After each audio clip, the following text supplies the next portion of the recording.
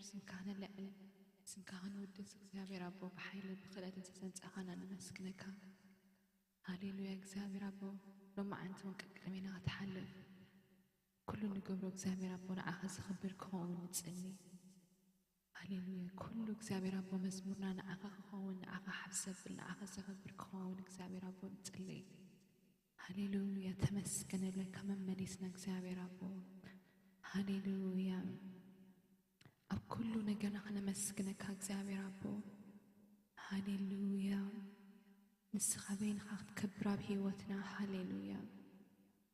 مسكنا እግዚአብሔር አቦ እንማዓንት ክሕድስ ሃሌሉያ ተመስገን ለካ ደጋጊምና ሃሌሉያ ነመስግነካ እግዚአብሔር አቦ ሃሌሉያ ንበይንኻ ሃሌሉያ ሃሌሉያ ሃሌሉያ ነትዘይከ አለ እግዚአብሔር አቦ በአኻዝ ኸአልናዮ ነመስግነካ ነቲ እዝውና ይሕለፍኒ ዝበልናዮ እግዚአብሔር አቦ ዝሓለፍናዮ ነመስግነካ ሃሌሉያ ኣብ ጸልማትና ብርሃን ዝኾንካ ነመስግነካ ሃሌሉያ ድጌታትና ዝረሓኻዮ እግዚአብሔር አቦ ነመስግነካ ሃሌሉያ ሃሌሉያ በቲ ኩሉ ናሓልፉ እግዚአብሔር አቦ ቅድሜና ብምኻድካ ነመስግነካ ሃሌሉያ ኣፍና ምስጋና ይምልአ ሃሌሉያ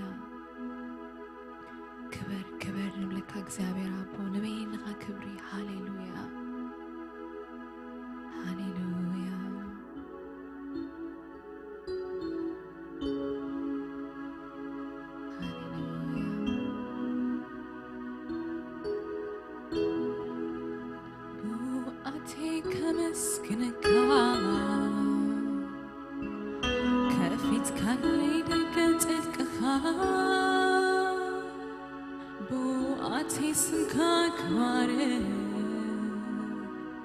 حدش مسكانة ما فيتنبه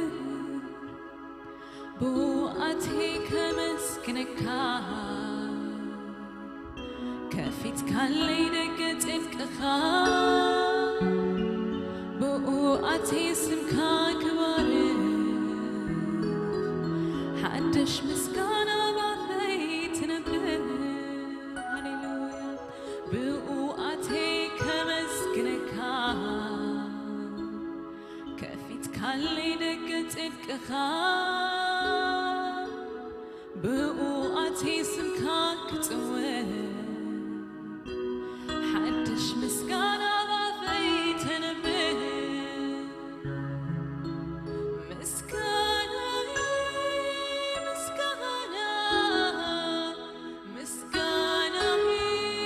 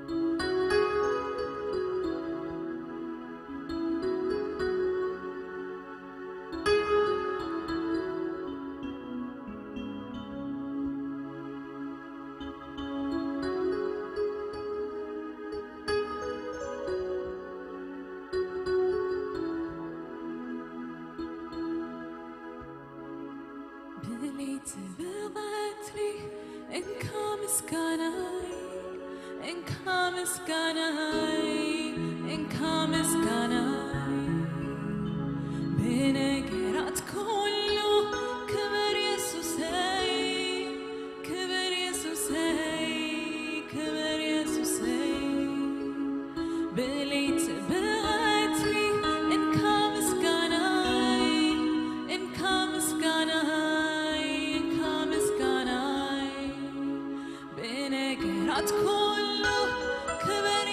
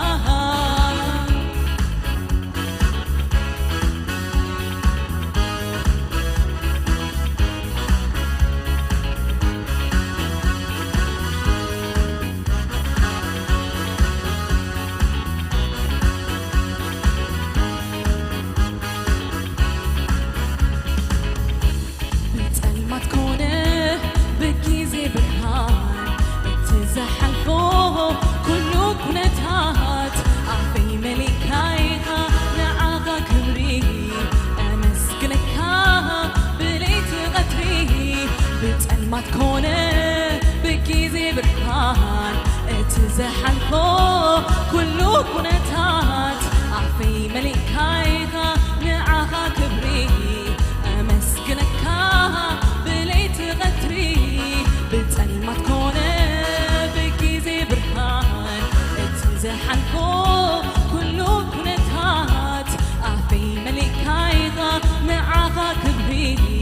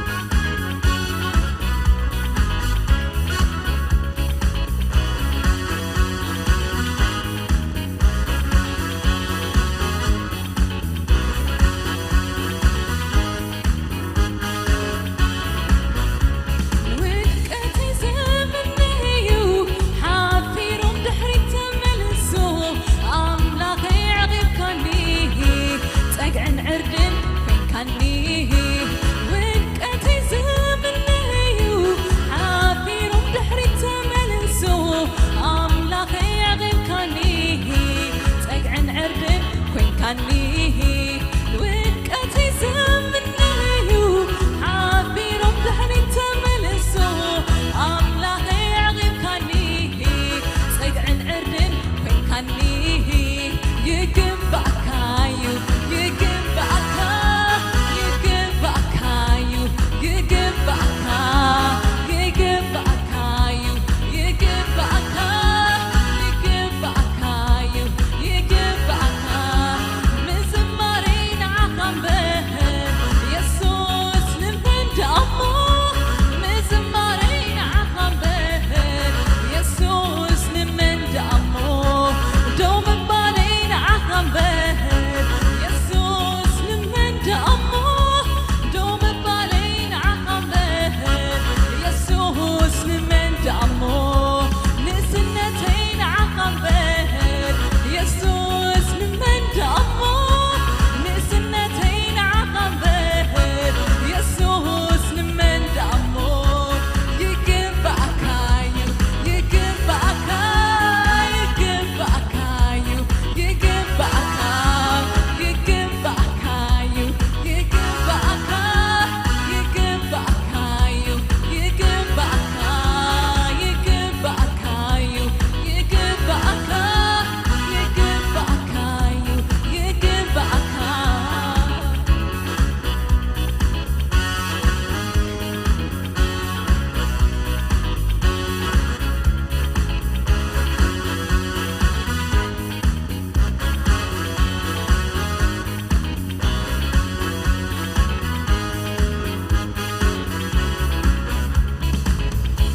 ትዘይከኣል ኩሉ ተኻኢሉ ትዘይሕለፍ ውን ንዓኻስ ቀሊሉ ኣብዚ ጸልመተ ብርሃነይ ኮይንካ ደጌታት ኩሉ ኣርሒኻለይካ ትዘይከኣል ኩሉ ተኻኢሉ ትዘይሕለፍ ውን ንዓኻስ ቀሊሉ ኣብዚ ጸልመተ ብርሃነይ ኮይንካ ደጌታት ኩሉ ኣርሒኻለይካ ብጸልማት ኮነ ብጊዜ ብርሃን እቲ ዝሓልፎ ኩሉ ኩነታት ኣፍቲ መሊእካ ኢኻ ንዓኻ ክብሪ ኣመስግነካ ብለይቲ ቀትሪ ብለይቲ ብቀትሪ እንካ ምስጋናይ እንካ ምስጋናይ እንካ ምስጋናይ ብነገራት ኩሉ ክበር የሱሰይ ክበር የሱሰይ ክበር የሱሰይ ብለይቲ ብቀትሪ እንካ ምስጋናይ እንካ ምስጋናይ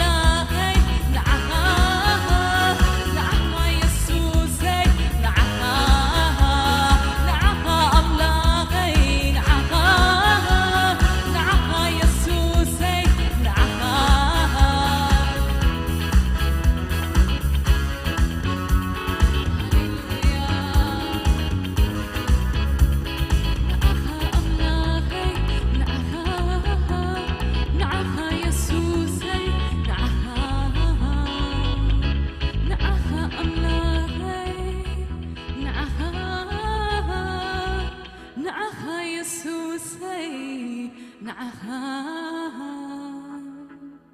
مسكانة مسكانة مسكانة مسكانة مسكانة مسكانة مسكانة مسكانة نعها أملاهي نعها نعها يسوسي نعها نعها أملاهي نعها نعها يسوسي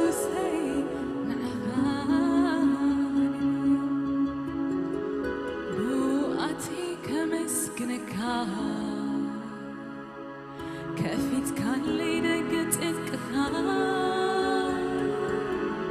بوقاتي سمكان كبارين حدش مسكانة غفيت نبيه بوقاتي كمسكنكار كفيت كان لي دقت انكخار بوقاتي سمكان كبارين حدش مسكانة غفيت نبيه بوقاتي كمسكنكار كفيت كان لي دقت انكخار بوقاتي سمكان كبارين حدش مسكانة غفيت نبيه مسكانة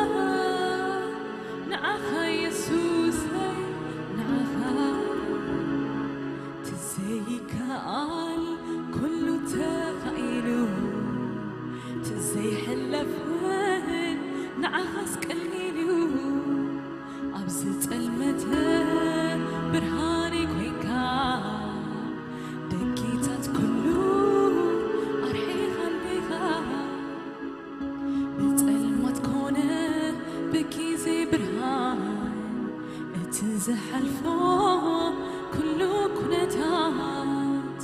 أفي ملكايها نعاها كمري أمسكنكا بليت غتري بليت بغتري إنكا مسكاناي إنكا مسكاناي إنكا مسكاناي بنقرات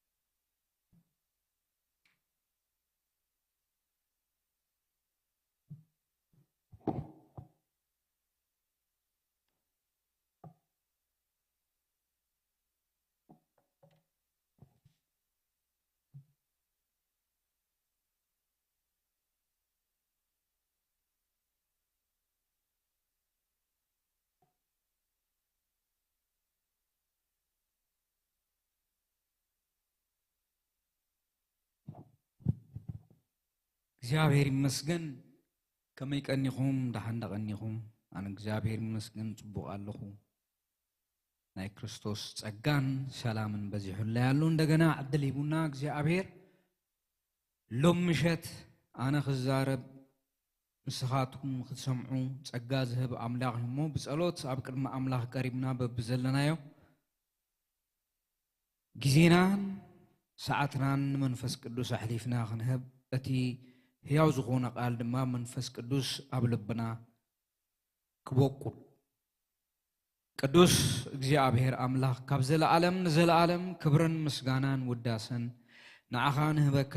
ካብ ዘለዓለም ንዘለዓለም ዝመስለካ ዝወዳደረካ የለን ንስኻ ዘለዓለማዊ ጻድቕ ሕያው ኣምላኽ እሞ ካብ ዘበናት ንላዕሊ ከቢርካ ትነብር ንዘበንካ ፍጻሜ ዘይብሉ ቅዱስ እግዚአብሔር ነገራት ኩሉ ብዘመን መዲብካ ፈጺምካ ዝደኮንካዮ ንስኻ ኢኻ እሞ ብትዛሃብካና ጊዜን ሰዓትን ቅዱስ እግዚአብሔር ጸጋ መንፈስካ ኣብ ማእኸልና ክሓልፍ እቲ ሰናይ ዝበልካዮ ቃልካ መንፈስ ቅዱስ ሓይልን ብኽብርን ኣብ ማእኸልና ክግለጽ ተዛራባይ ጸጋ ንሰማዕ ድማ ምስትውዓል ትህብ ንስኻ ኢኻ እሞ ቅዱስ እግዚአብሔር ኩሉ ሕሊፍና ንዓኻ ንህብ ኣለና ተሪፉ ዘሎ ጊዜ ኩሉ ተረከብ ብክብር ወድኻ በኢየሱስ ክርስቶስ ስም ኣሜን እግዚአብሔር ይመስገን ሎም ምሸት ካብ መጽሓፍ ቅዱስ ካብ ትንቢተ ኤርምያስ ተሲእና ዝተፈላለዩ ክፍልታት ክንሪኢና እዚ ክፍል እዚ መጽሓፍ ቅዱስ ትንቢተ ኤርምያስ ምዕራፍ 17 ዘሎ ክፍሊ ክንሪኦ ከለና መጽሐፍ ቅዱስ እንታይ ይዛረብ እግዚአብሔርስ እንታይ ይብል እግዚአብሔርስ ብዛዕባ ሰብ እንታይ ይብል እግዚአብሔርስ ብዛዕባ ፍጡሩስ እንታይ ይዛረብ ኢልና ክንፈልጥ ተደሊና መጽሐፍ ቅዱስ ዝነግረና ነገር ኣሎ በነቢያት በሐዋርያትን ዝተጻሐፈ መጽሐፍ ቅዱስ ብዛዕባ ሰብ እንታይነት ብዛዕባ ፍጥረት እንታይነት ገሊጹ ገላሊጹ ናይ ደቂ ሰባት ባህሪ አካይዳ እንታይ ይመስል መጽሐፍ ቅዱስ ይነግረናዮ ስለዚህ ብዛዕባ ሰብ ክንብል ከለና ብዛዕባና እንዳተዛረብና ወይ ብዛዕባ ሰብ እንዳተዛረብና ወይ እንዳተዘራረብና ከም ዝኾንና መረዳእታ ክንገብር ይደሊ ሰብ ክበሃል ከሎ ካብ ኣዳም ጀሚሩ ዝነበረ ክሳብ ሕጂ ዋላ መጻእውን ማለት እዩ መጽሐፍ ቅዱስ እንታይ ይብል ብዛዕባ ሰብ እግዚአብሔር ከምዚ ይብል ኤርምያስ ምዕራፍ 17 ካብ ቁጥር 5 እግዚአብሔር ከምዚ ይብላሉ ኣብ ሰብ ዝውከል እወ እምንትኡ ኣብ ምድራዊ ሰብ ዝገብር ብልቡ ኻባይ ካብ እግዚአብሔር ዝርሐቕ ሰብ ርጉም እዩ ንሱ ከምቲ ኣብ በረኻ ዘሎ ንቑጽ ቁጥቋጥ ከምቲ ኣብ ምድሪ ኣጻሚ ኣብ ምድረ በዳ ኣብቲ ሓደ እኳ ዘይነብሩ ምድሪ ጨው ዘብቁል ሰናይ ነገር ከቶ ዘይረአዮ ተኽሊ እዩ እቲ ኣባይ ኣብ እግዚአብሔር ዝውከል እወ ትጽቢቱ ኣባይ ኣብ እግዚአብሔር ዝገብር ሰብ ግና ብሩኽ እዩ ንሱ ከምታ ኣብ ጥቓ ማይ ዝተተኸለት ናብ ሩባ ኣቢላ ሱራ ዘስፋሕፍሐት ዋዒ እንተመጽአ ዘይትፈርሕ ቆጽላ ኸዓ ለሚዑ ዝነብር እሞ እዩ እወ ንሱ ከምታ ብዘመን ድርቂ ዘይትጭነቕ ካብ ምፍራይ እውን ዘይተቋርጽ ኦም እዩ እቲ ኣብ እግዚአብሔር ዝውከል ካብ ቁጥር 9 እንታይ ይብል ልቢ ወዲ ሰብ ብዛዕባ ሰቢና ንዘራረብ ዘለና ልቢ ወዲ ሰብ ካብ ሕማሙ ክሓዊ ዘይክእል ኣዝዩ ሕሱምን ተንኮለኛን እዩ መንከ ክርድኦ ይኽእል ኣነ እግዚአብሔር ቆቃሕዩ ኣብ ፈረቓ ዕድሚኡ هابتو يحدقو أموداتو دما عشا مخوانو يفلت يبل مصحف قدوس كنغرنا خلو أب سب زتوكلن أب أملاخ زتوكلن اندان نصاصره فيت نفيت أقميتو ينغرنا إرمياس نبي إرمياس ينغرنا مالتشو اتي أب أملاخ زتوكله سب انتاي كم زمسل اتي توكلتو دما أب سب زغبره انتاي كم زمسل مصحف قدوس ينغرنا ورديلو كاب قصرت شعته بزعبا لب ودسب لبي قبل كلو مصحف قدوس بزعبا سب انتاينت ززارب زلو لبي مالت ناي سب كلنتراوي اتحساسبا ما اخذ زخونه امرؤ مالتشو ناي اتحساسبا ما اخذ زخونه امرؤ مالتشو نسو دما كاب حمامو خعوي زي كقل ازي حسمون تنكولنيا ايو يبل ازي نجر كما يكوينو غنبل كلنا كاب ودكت جميرو زتفتره ባህሪያቱ حموميو ناي سب اتحساسبو زحممي ስለዚህ ልብ ወድ ሰብ ካም ሕባሙ كهوي زي كإل أزيو حسومن تنكولنيانيو انتاي حسوم اندقنا تنكولنيايو نايسب التعساسبا كابزي زحاممن كهوي زي كإل أمرو زوت حسابات حسومن تنكولن زملائيو يزبل جننتا يبل أنا እግዚአብሔር يبل እግዚአብሔር أنا እግዚአብሔር نزي حسومن تنكولنيا زخونة ناي ودسب لبي زفلتو أنا يزبل من እግዚአብሔር بنبيو إرمياس جيرو أنا يفلتو نتوشت لبي يفلت انت عينت حسم كم زلوو انت عينت كفاءات كم زلووس يفلت انا እግዚአብሔር نفس وكف كم مقدو نفس وكف كم فرقبو ما انت غيبو نلبي زمرمر نحاساب ود سبكا زفلت املاخي اتي حقنا نتحساب ناود سب لب زفلت نتحسابات زمرمر انا املاخي فلات املاخي እንደገና መርሚረ ሪኤድማ እንታይህብ ከከም ግብሩ ይህቦ ነፍስ ወከፍ ከከም ፍረ ግብሩ ننت غيبو نلبي زمرمر نحساب ود سب كازفلت املاخي اتي بزيك انا يبل مرميرو فتينو ريو مش حالفن تايلو اتي بزيك انا هابت زئكب كمتان زي ولدتون قاقحو التحقف قوقح ايو أفرقا أدميو هابتو يحادقو أمود دأتاقا عشام خوانو يفلت يبل من እግዚአብሔር ልብ ወድሰብ ብዛባ ልብ ወድሰብ እንታይ ይብል ኤርምያስ እንታይ ተዛሪቡ ብዛባ ልብ ወድሰብ መቼም مصحف قدوس بمنتاي قوانقوا خمسة صحافة كلاتنا نفلتينا أب إرمياس أثر شعته قطرة شعته اتلبي زبالقال انتاي مالتو لبي بزناي زمناو التعساسبا كترقمو خلو انتاي ام زبلو ኢሞሽን ወይ ስምዒት ገረመም ስትርጉሞ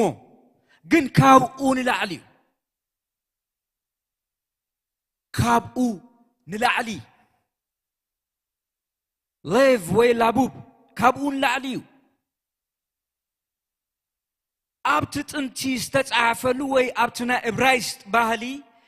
ኣብ መጽሓፍ ቅዱስ ኣረዳድኣ ገና ሌቭ ካብዝን ላዕሊ ሰፍሕን ጥሉቕ ዝኾነ ሓሳብ ዘለዎ ትርጉም እዩ ስለዚ ብዛዕባ ልቢ ማለት እንታይ ማለት እዩ ሌቭ ልቢ ተባሂሉ ተተርጉሙ እዩ ሌቭ ልቢስ እንታይ ማለት እዩ ልቢ ክንብል ከለናስ በቃ ከምዚ ሓንቲ ዘይትፍታሕ ወይ ትርጉም ዘይብላ ነገር ኣይኮነትን ናይ ሰብ ኩለንተናዊ ኣተሓሳስብኡ ንነፍሱ ንመንፈሱ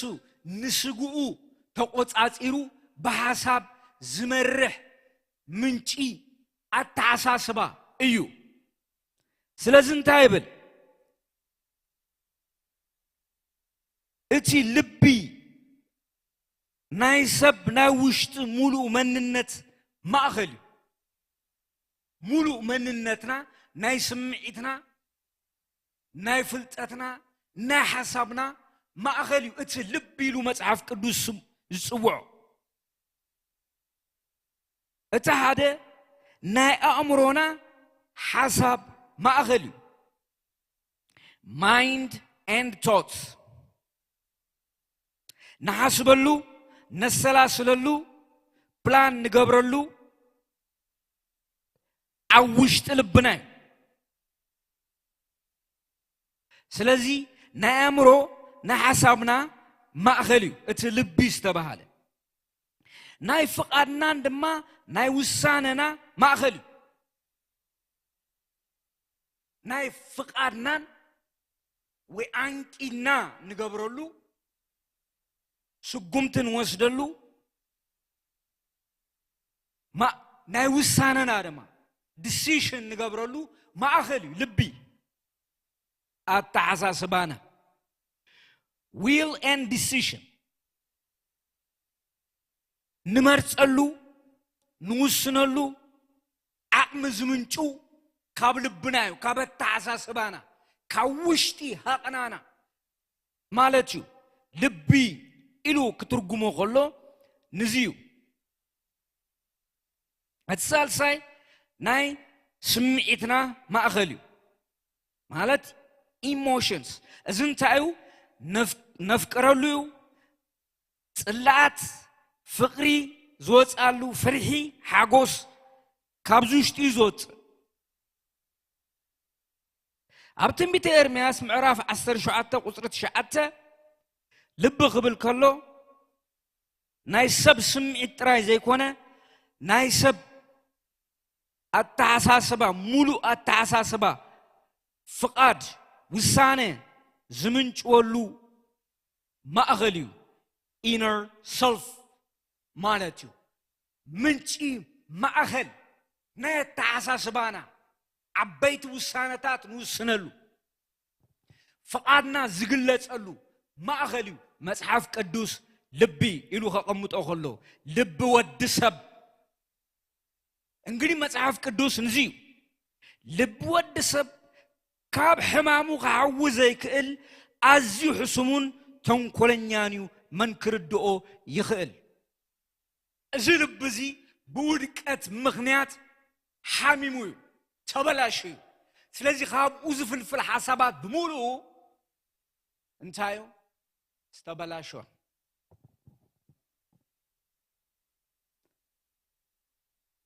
እዚ ዝተበላሸወ ሓሳብ ሕሱም ተንኰለኛ እዩ መን ክርድኦ ይኽእል ሰብ ክርድኦ ኣይክእልን ኣምላኽ ግን ይፈልጦ እዩ ኤርምያስ 17 ቁጽሪ 9 እንታይ ይብል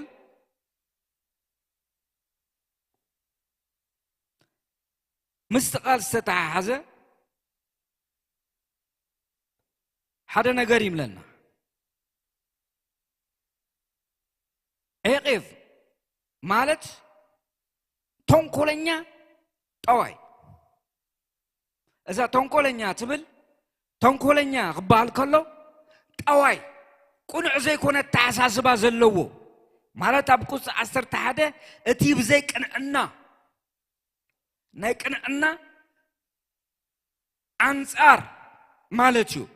اتيب زي كنعنا حبت زيكب كمتان زي ولدتون قاعو التحقف قاعو عفرقا أدميو حبتو يحدقو أموداتوها عشامو خاني فلت تنقلنيا كينان مالتشو إقاف إذا قال بتعم زجرم مس يعقوب زبل شمس تتعازي مسو تتعايزو انتهي بلنا زتتعلل لبي نخالو اتدما زتتعلل ما انقف زقمت طواي مقدز مرت كابتاقنا مقدز وط سلازي نايسب لبي حقنينت يبلون يزوب لنا مصحف قدوس كاوشو تفلفل حقي يلان نمنتاي زحاممي سلازي انتايو سلف ديسبشن ناي مقبار تقولوا له نسبات يتالل نبعلون يتالل ننبسو يعشوا مالتيو ازي استتالل لب مالتيو يتأبر ننعد حدو سلازي انتايو بلتي كتتنيا ترقم بطنو زحاممه لبي زقو سلا ويكا بسب عقم خفوة زيكال incredible desperately sick بكا بسب عقمي كفوس زيكال الزعامة لبي بسب عقمي كفوس اي كالني من كاي فوسو زي ابير تراي ناي سب لبي تنقولنيا تراي زي كونه بحاتيات مخنيات بصنع زحاممه بجزع نفسه كدحن زيكل دخوم زخونيو سلازي نزي مدحنو أملاخ ترايو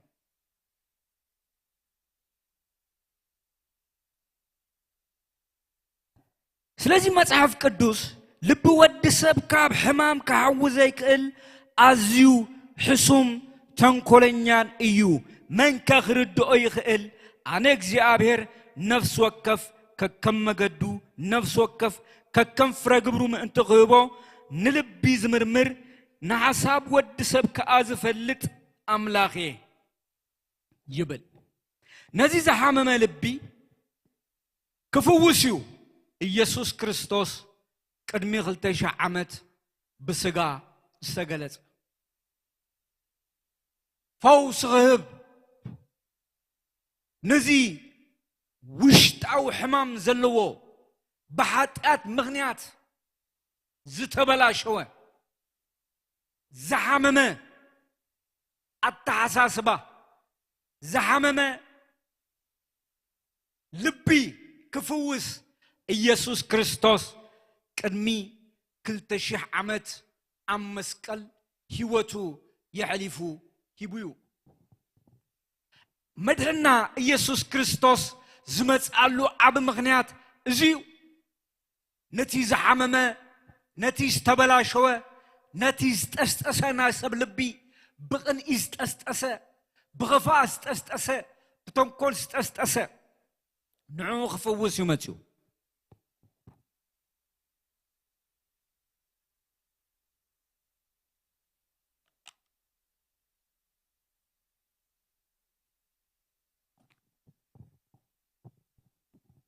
سلازي قويتانا مدحنا يسوس كريستوس بمنفس قدوس تتصنيسو كاب دنجل ماريام مستولده ندك سبات كدحن مسكل وعيلو سب نتي استبلاشو حلنو نتي استبلاشو لبو نتي استبلاشو اتحساسبو زفوس الله يسوع كريستوس سلازي اقدمو بزعبازي مصحف قدوس بنبيات مچم ناي نبيات مصحف بسنه سرعت تنبيبنايو ወንጌልዩ አውሽጡ ወንጌል አለው ነዚህ ተበላሸው ነዚህ ዘሐሰኸ ልቢ እንታይ ኢሎ ምዕራፍ ትንቢተ ሕዝቅኤል ምዕራፍ 36 እንታይ ኢሉ ሕዝቅኤል ሓድሽ ልብ ድማ ካብ 25 ከንብባ ጹሪ ማይ ክነጽገልኩም የሞ ክጸሪዩኹም ካብ ኩሉ ርኽሰትኩምን ካብ ኩሎም ጣዖታትኩምን ከጽሬኩሚ ሓድሽ ልብ ድማ ክህበኩም ሓድሽ መንፈስ ከዓ ክሕድረልኩም ነቲ ዕቡይ ተሪር ከም እምን ዝኾነ ልቢ ካባኹም ከውፅእ ዝእዘዝ ናይ ስጋ ልቢ እውን ክህበኩሚ መንፈሰይ አውሽጥኹም ክሕድሮ ብትእዛዛተይ ከመላልሰኩም ፍርደይ ክሕልወኩም ከግብረኩምኒ ይብል እዚ ብነቢ ሕዝቅኤል ዝተነገረ ቃል እዩ ኣብ ትንቢተ ኤርምያስ እግዚአብሔር አምላክ ናይ ሰብ ልብ ከመይ ከም ዝኾነ ገሊጾ ናይ ሰብ ልብ እንታይ ዓይነት ዝተበላሸወ انت عينت حسمن كفاءات كم زملائه نايسب وشتر ما هقنا خم يجرو خم زمرمرو نخلو دم ما خم فرقبو خم زهبو مستزاربه عندنا እግዚአብሔር አምላክ نزي نزفوس هلو مجدي عندنا بنبيو ሕዝቅኤል ገይሩ ይነግረና እግዚአብሔር ፈዋሲ እግዚአብሔር ዝፈውስ አምላክ እግዚአብሔር እንደቅ ሰባት ልብ ዘፈውስ ጎይታዩ ስለዚህ ፈውስ ክህቦም እግዚአብሔር በክርስቶስ ኢየሱስ ዝህቦ ፈውሲ አቀድሙ በነብዩ ሕዝቅኤል ተዛሪቡ እንሳይሉ በትእዛዛተይ ምእንቲ ክመላለሱ ንፍርደይኻ ክሕልዎ ክገብርዎ ሓደ ልብ ክህቦም ሓድሽ መንፈስ ድማ ኣብ ውሽጥኹም ክሕድረልኩም ካብ ስግኦም ናይ እምኒ ልቢ ከውፅእ ናይ ስጋ ልቢ እውን ክህቦም ንሳቶም ህዝበይ ክኾኑኒኦም ኣነ እውን ኣምላኽ ክኾኖም ኢሉ እግዚአብሔር ነቲ ኣብ ትንቢተ ኤርምያስ ምዕራፍ 17 ቁጥር 9 ዝተዛረበው ልቢ ንዑ አውጪው እንደገና ናይ ስጋ ልቢ እንደገና ሽዑን አንተ ኾኒዮም ካብ ስግኦም ናይ እምኒ ልቢ ከውፅእ ናይ ስጋ ልቢ እውን ክህቦም ንሳቶም ህዝበይ ክኾኑኒዮም ኣነ እውን ኣምላኽ ክኾኖም ኢሉ መን እግዚአብሔር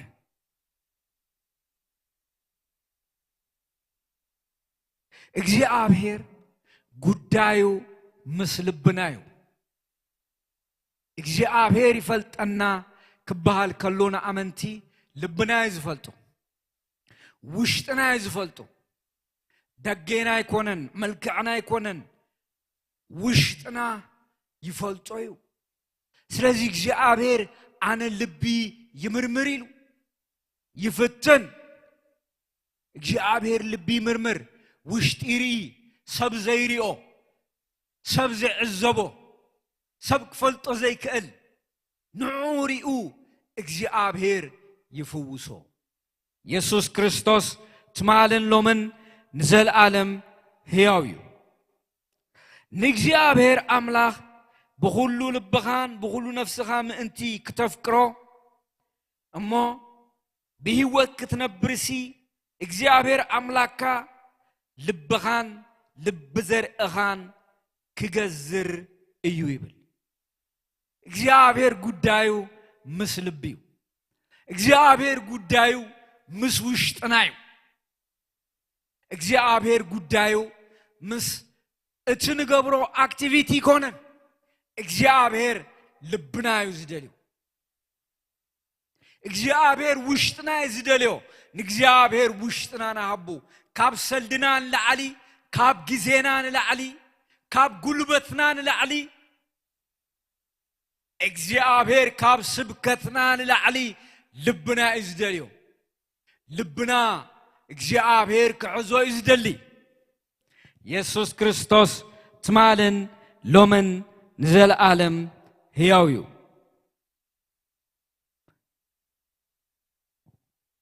ካልኣይ ቆሮንቶስ ኣብ ሓድሽ ኪዳን ይብለና ንስኻትኩም ብመንፈስ ሕያው ኣምላኽ እምበር ብቐለም ዝተጻሕፈት ኣብ ልቢ ስጋ እምበር ኣብ ጽላት እምኒ ዘይተጻሕፈት ብምግልጋልና ደብዳቤ ክርስቶስ ምዃንኩም ግሁድ ይሉ ጳውሎስ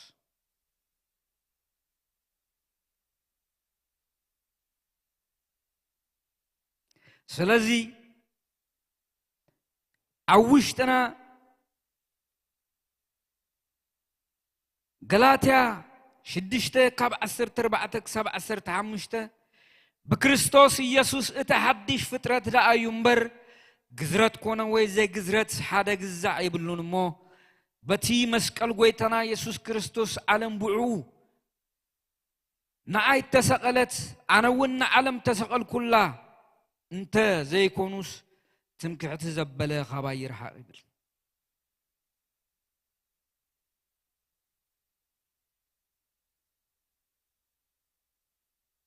እንደገና ዘካርያስ ብዛዕባ ልብ ክዛረብ ከሎ እንታይሉ ነቲ እግዚአብሔር ጎይታ ሰራዊት መንፈሱ ቢኢዱ እቶም ቀዳሞት ነቢያት ገይሩ ሰደዶ ሕግን ቃላት ከይሰሙዑስ ልቦም ከማልባዝ ገበሩ ስለዚ ካብ እግዚአብሔር ጎይታ ሰራዊት አበዩ ቁጣ ድማ ኮነ ይብለና ስለዚ እግዚአብሔር ጉዳዩ መስልብዩ ማለት እዩ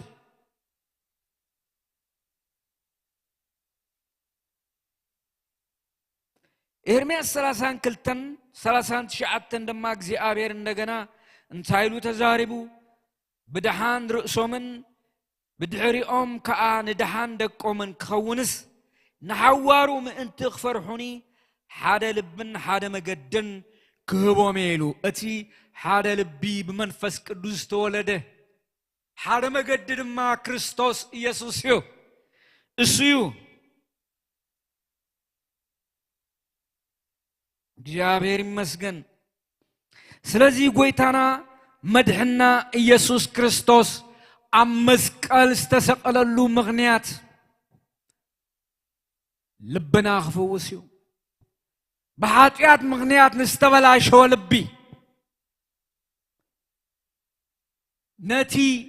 ተታሊሉ ዘታልል ልቢ ንዑ ክፍውስ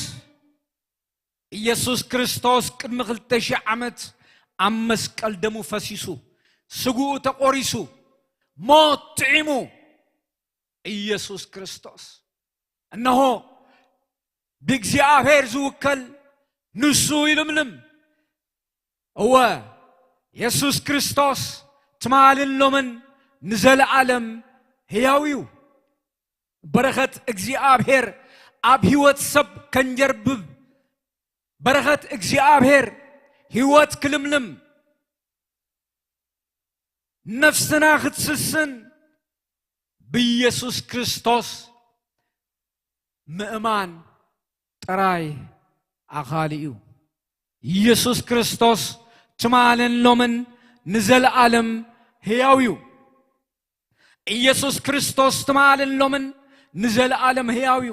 ኢየሱስ ክርስቶስ ጎይታ ከም ዝኾነ በአፍካ መስኪርካ እግዚአብሔር ድማ ካብ ሙታን ከም ዘለዓሎ ብልብኻ አሚንካ ትድሕን እሱ ዝብለካ ካለ ዝብለካ ነገር የለን እዚ ነቲ ዝተበላሸወ ነቲ ዝተስተሰት ነፍሲ يحويو نتا زقوسلت بخفع زقوسلت بقن إذ قسلت تدم زلا صرر تبل زلا نفسي بحزن يفوسها يسوع كريستوس يسوع كريستوس ناي وشتي أملاخيو ناي لبي أملاخيو سلازي قويتانا مدحنا يسوع كريستوس قويتا خمزخونة بلبها أمينكا بأفكا تمسكيركا دهنة أبو يوزلو كالي قبرتات ندك سبات حارا كوتسوم هايكلنيو دقاوي هامانو تاو سرعاتات دقاوي من كسقاسات نوشتنا خروخبو يكلنيو نوشتنا زرخبو يسوع كريستوس ترايو سلازي لهم مشت يسوع كريستوس ناب هيوتكم يأتوو قويتا ناب هيوتنا خاات تغلو لبنا يزفوسو نتهاق أنا يزفوسو قنع زي كونت تعساسبانا يزفوسو سب قنع زخونا مقدي اب هيوت قدانا زخدلو مغنيات كريستوس كفوسو خلو ترايب وشتو خفوز كله نتقنع قدنا يسعبه يسوع كريستوس تمالن لمن نزل عالم هياويو سلازي منفس قدوس موراد بقويتانا بيسوع كريستوس أرغت منفس قدوس وريديو أمنات بكريستوسيو أولوس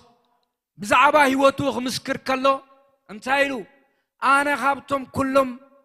ኃጢአተኛ ዝነበርኩ አኔ እግዚአብሔር በመሕረቱ በዓል ጸጋ ስለዝኾነ ግን አድሒኑኒ ኢሉ እወ ዘድሕን ጸጋዩ ካብ ቀታልነት ዘድሕን ጸጋዩ ካብ ዓመፅ ዘድሕን ጸጋዩ ናይ ክርስቶስ ጸጋ እቲ ዓመፅ ኣብ ሰብ ልቢ ተኣጉሉ ዝነብር نزي زعقولة نزي زقوسلة نزي زدمي لبي زفوس ناي قويتانا ناي مدحنا يسوع كريستوس دم أمسكلنا عخفسيسيو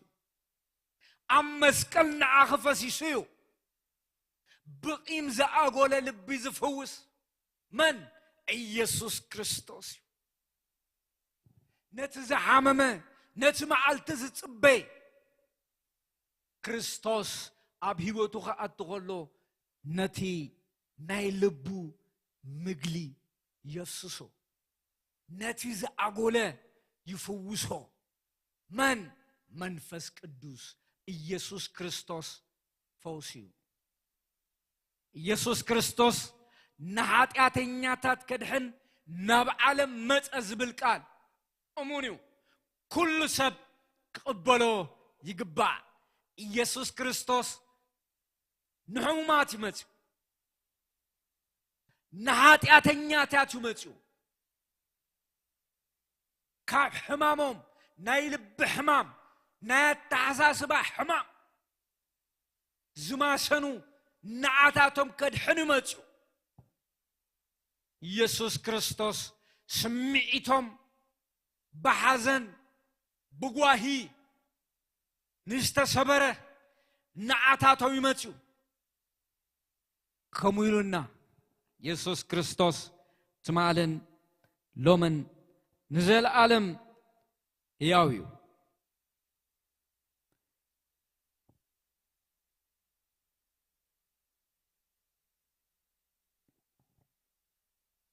يسوع كريستوس معراف سسان حدن تنبيت إرمياس ما يكرتها تنبيت إساياس كم زيبل እግዚአብሔር አምላክ መንፈሱ መላአኒ ድኻታት ብስራት ከበስር ቀባአኒ ንሱብራት ልብ خزنن ንሙሩኻት ሓርነት ንኡሱራት ከአመፍታህ እውጅ ለአኸኒ እግዚአብሔር ንህዝቢ ዘድሕነላ ዓመት ጸጋ ንጸላእቱ ኸኣ ዝብቀለላ መዓልቲ ሕነ ከም ዝመጸት ክእውጅ ንኹሎም ሕዙናት ከጽናንዕ ለአኸኒ أقوام صدقي كبر እግዚአብሔር خجلت تغل እግዚአብሔር تباهيلهم انت سميو دما نحزونات صيون ابكندي حمغشت زودي كدف قالهم ابكند حزن كا زيت حاغوس ابكندي منفس غايون مزمور مسغانا غيبهم لاخني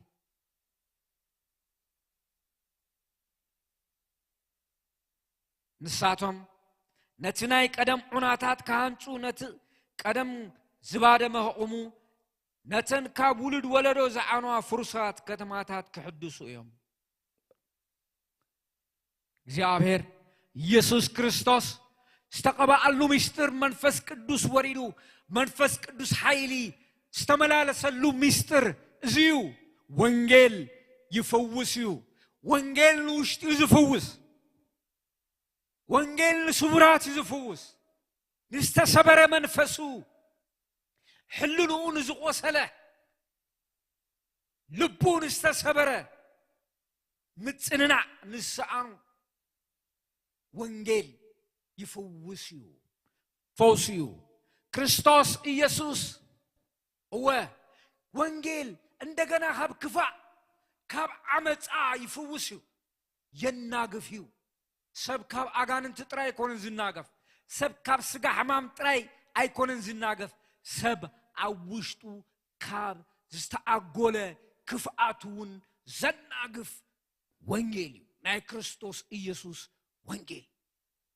يسوس كريستوس تمالن لومن نزل عالم هياويو بتغكل وانجيل أبيوتو زعاتو وسب مسماء سرتو أي ملالس مسكفعاتو أي ملالس مسقرحو أي ملالسني مسكنهو أي ملالسن وانجيل بتغكل أبيوتو زعاتو وسب ناين داماتو أي تمتني بزيك أنا هزم زم كبل أي تروحبونيها هرقف قف كبل أي تروحبونيها وانجيل بتغكل زعاتو يسوس كريستوس تمالن لمن نزل عالم هياويو وانجيل زناقفيو وانجيل حراز وطيو وانجيل ناي كريستوس اتحقنيا وانجيل اتحقنيا وانجيل نوشتي غاتو خلو نتوفو فانكيلو زوتو يسوس كريستوس تمالن لمن نزل عالم هياويو سلازي እግዚአብሔር አምላክ መንፈሱ መላአኒ ድኻታት ብስራት ከበስር ቀባአኒ ንስቡራት ልበኸዝንን ንምሩኻት ሓርነት ንእሱራት ከአመፍታሕ ክእውጅ ለአኸኒ እግዚአብሔር ንህዝቡ ዘድሕነላ ዓመት ጸጋ ንጸላእቱ ኸኣ ዝብቀለላ መዓልቲ ሕነ ከም ዝመጸት ክእውጅ ንኹሎም ሕዙናት ከጸናንዕ ለአኸኒ የእዋም ጽድቂ ክብር እግዚአብሔር ክግለጽ ተኽሊ እግዚአብሔር ተባሂሎም ምእንቲ ክስመዩ ድማ ንሕዙናት ጽዮን ኣብ ክንዲ ሓሙኽሽቲ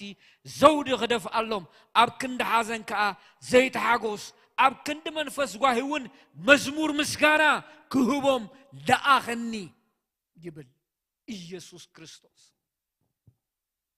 ስለዚህ ወንጌል ፈዋሲዩ ወንጌል መድሓኒዩ ክንብል ከለና ውሽጢ ናይ ሰብ يفوسيو حلنا نايسب يفوسيو حدقت حاتيات تراي زهب زي كونس وشتي زفوسيو نايلبيها قنا زفوسيو من يفلتو اكزيابير نياقوب انتايلو ياقوب بتي قلابت نبوغرعو الدناغيرو برغت تقبلو إسرع عمت عب سدت بقوسنت لا بعد ما خمتا أنا إيدو هبو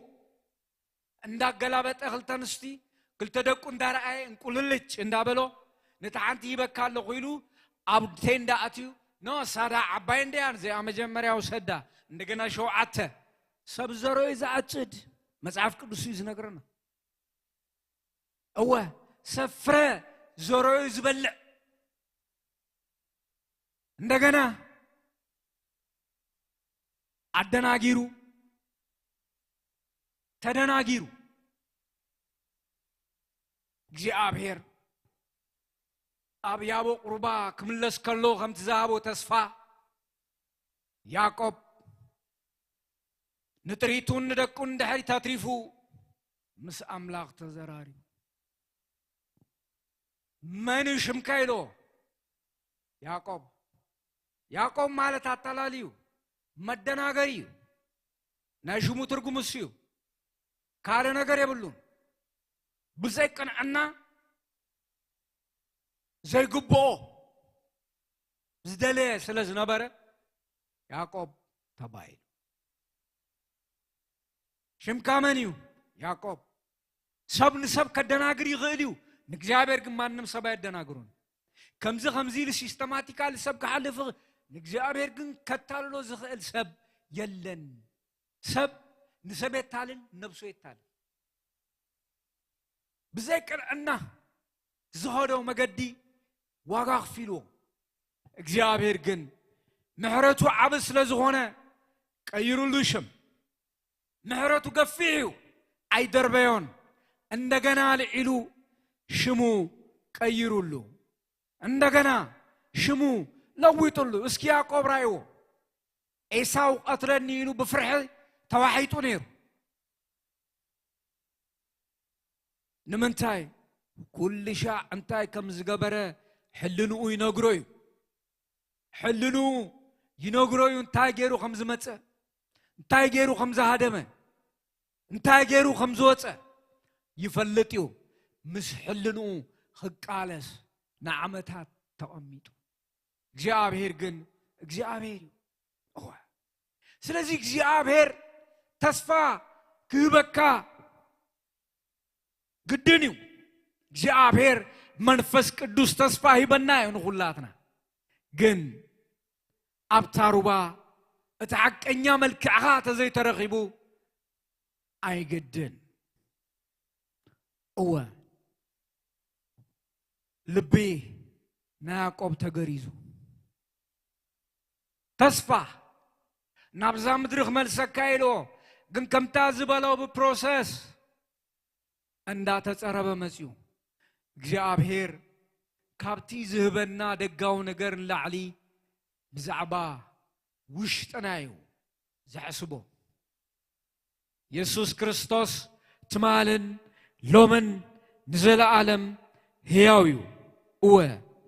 ኢየሱስ ክርስቶስ ትማልን ሎምን ንዘለዓለም ሕያውዩ ስለዚህ ታይብል لبود سب كاب حمام كحوزي كل عزي حسم تنقلنيايو من يحويو يسوع كريستوس من كردو يخيل يسوع كريستوس أنا እግዚአብሔር النفس وكف ككم مجدو نفس وكف ككم فرق برو من تغبو نلب زمربر نحساب ود سب كأزفلت أملاخي تبزيك أنا عنا هبتز إكب كم تا نزولت تنقاق وحوت تحقف قاحيو أفرقا عدميو هبتو حدقو أمودة تاخا عشا مخاني فلت اتبا أملاخ ستوكلخ اتي أباي أب إجزيابهر زوكل هو تثبيتو أباي أب إجزيابهر زقبر سبقنا بروغيو نسو خمتا أب تقاماي استتخلت نابروبا أب بلا سورة زسفعفحت وعي انتمت زي تفرح قوصلاها عالميعو زنبر أوميو هو نسو كمتي بزمن دركي زي تجنق كم فرايون زي تقارج أوميو بمن بإجزيابهر ستوكل توكلتو بكريستوس زغبره اتي بقنا أملاخ زملالس اتي بكريستوس زملالس نسو حقنيانا إجزيابهر برغت أبلعلئو كهونيو ኢየሱስ ክርስቶስ ትማልን ሎምን ንዘል ዓለም ሕያውዩ ስለዚህ እንታይ ብለና መጽሐፍ ቅዱስ ሎሚ እግዚአብሔር በቃሉ እንታይ ተዛሪቡና ንውሽጥና እንታይ ይብለና ቅንዕና ወሳኒዩ በቅንዕና መኻድ ወሳኒ ነገርዩ እወ ንትውሽጥ ዝፈወስ ክርስቶስ እዩ ክንጽልይና ጎይታና መድሕና ኢየሱስ ክርስቶስ ትማልን ሎምን ንዘል ዓለም ሕያውይኻ بقنعنا زملالسو أباها استوكلو كم تبقالك استعافة بسناي هيوتن برغتن تلمع أبلمع شخات نبر قويتا سراوت نسخة إخامو بستفلالي مقدي لبهم قدوس اجزيابهر زعممه نفسهم زقوسلت قدوس اجزيابهر بستفلالي مقدي وشتهم زعممه أب هيوتهم فقيدهم لبهم كفيتهم كأتوها تسقاها يدقفهم اتزل عالماو تسقاها اتزل عالماو منفسكا اتزل عالماو حيلها اتزل عالماو كبرها حرازوت زناقف أرعوت سبر كمشامبوك وسرازي زبرت حيلها أمو قدوس اجزيابهر قالكا خبزل عالم نزل عالم هياويو اسخا زي تفلتو اسخا زي تمرمرو اسخا قدوس اجزيابهر زي تريو حدث تخول نجر يلن مو نمسكنك كالنا اسخا بتتريو مقد ختمرحنا بغنو عقدانا اقرنا نختوسدو قدوس اجزيابهر لبنان حسابنان منفسنان سغانان كله غتغزون نصلي علينا قدوس اجزيابهر املاح تعرفوا زلو مشت نعها عرفنا نهبك علينا كبرن مسغانان وداسن نعها نهب زغونه يكون حيل صلمات مغرى اغاننتي مغرى ديابلوس نزل عالم زفرس يكون بغيتا بيسوس كريستوس سم زفرس يكون نتقنع قال املاح ابسب امرو زطامم تمام منفس كينان منفس بيسوس كريستوس سم استبتا يكون زودق يكون حيلون زل عالم استسبر يكون ابراهو حيلون ايدون قبرون حيلون نزل عالم كابز غباب تتصراريغو شودق بنازريتو ጌታ በኢየሱስ ክርስቶስ ስምና ስልጣን ኢየሱስ ሃሌሉያ ኢየሱስ ሃሌሉያ ስምካ ይክበር ዝሆነ ይኹን ጽልማት ኃይሊ ዝሆነ ይኹን ዲያብሎስ አሰራርሃ ሰሰወረና መናፍስት ኃይሊ ትብታ በጌታ በኢየሱስ ክርስቶስ ንዘል ዓለም ስተበጣጠሰ ይሁን በናዝሬቱ ጌታ በኢየሱስ ክርስቶስ በተቀባው ጌታ በኢየሱስ ክርስቶስ የጨለማ ኃይል ሁሉ ይወደቀ ይሁን የዲያብሎስ ምክር የፈረሰ ይሁን የሰይጣን ኃይል በጌታ በኢየሱስ አንተ በተለያየ መንገድ የምትቋቋም የዲያብሎስ ስርና አሰራር በጌታ በኢየሱስ የፈረሰ ይሁን የቃሉ ክብርና ጸጋ መንፈስና ክብር በሰዎች ሕይወት ውስጥ በሙላት እንዳይፈስ በልዩ ልዩ መንገድ ልባቸውን ያሰርክ አንተ ክፉ ጋኔን በጌታ በኢየሱስ ስም እየፈታህ ሂድ ሽድ በናዝሬቱ ጌታ በኢየሱስ ስም በቂምና በበቀል ልባቸውን የተበተብክ አጋንንታዊ ኃይል በጌታ በኢየሱስ ስም በስውር የምትሰራ አንተ የጨለማ ኃይል በአየሩ ላይ ተንጣለልክ የዲያብሎስ ጉልበት በናዝሬቱ ጌታ በኢየሱስ ስም ልባቸውን ልቀቅ ሐሳባቸውን ልቀቅ መንፈሳቸውን ልቀቅ ስሜታቸውን ልቀቅ ዕውቀታቸውን ልቀቅ በናዝሬቱ ጌታ በኢየሱስ ክርስቶስ ስም ስርና መሰረት ለዘላለም የተገለበጠ ይሁን ስርና መሰረት ለዘላለም ተነቅሎ ይውደቅ ቅዱስ እግዚአብሔር እናመሰግናለን ክብርም ምስጋናና አኻ ይሁን ኃይል ጸልማት ሁሉ ስለሰባበርካዮ ክፉአት መናፍስቲ ስለጸረካዮም ክብርን ምስጋናን ውዳሰን ንህበካለና ተሪፉ ዘሎ ጊዜ ሁሉ ድማ ተረከብ በክብር ወድኻ በኢየሱስ ክርስቶስ